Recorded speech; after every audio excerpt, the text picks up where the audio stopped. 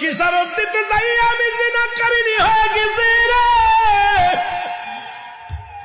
আমি যতদিন বেঁচে আছি রাজত্ব চাই না, আমার মায়ের কদমে লুটে লুটে জীবন বিদায় করে দিব।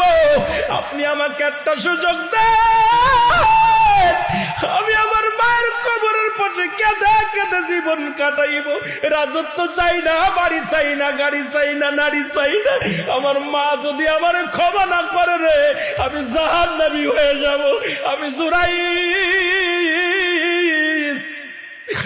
আমার অস্তিত্ব থাকবে না।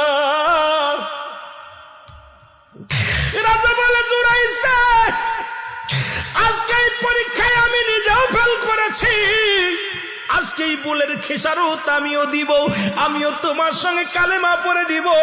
ও দুনিয়ার মুসলমান শুনে নাও, রাজ্যের কত মানুষ ইমান আনলেন, কালেমা পড়লেন।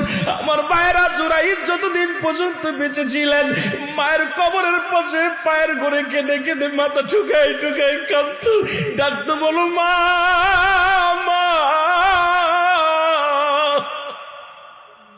তোর জুরাইস জীবনে কিচ্ছু চাই না রে মা, তোর কাছে ক্ষমা চাই।